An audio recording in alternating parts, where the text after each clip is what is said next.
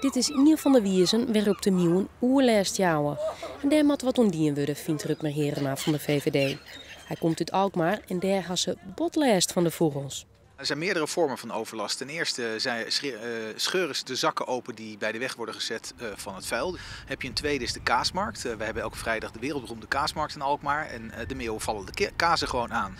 En een derde is dat mensen worden aangevallen tegenwoordig. En dat is ook nieuw. Dat was jaren geleden nog niet zo. Maar je ziet nu dat mensen echt aangevallen worden omdat ze een patatje hebben of een broodje haring eten. En vooral voor kinderen is dat erg angstig. Friesland is een echte kustprovincie. En je binnen een soort meeuwen. De vogels binnen gek op patat en bakte visk.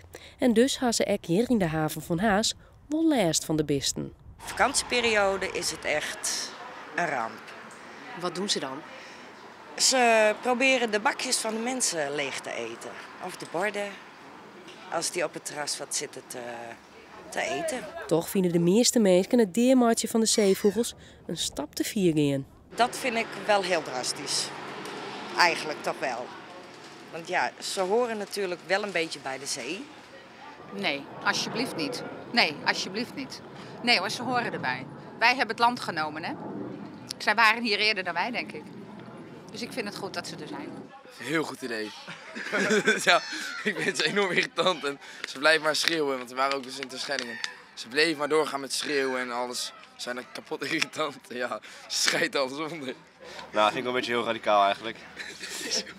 Omdat ze gewoon, ja, ze vallen ons wel lastig, maar ik weet het ook om mee te leven. Vogelbescherming Nederland vindt dat de oerlijst ook wel op een orenwies het zien gaan worden. Maar nevens Herema had dat geen doel.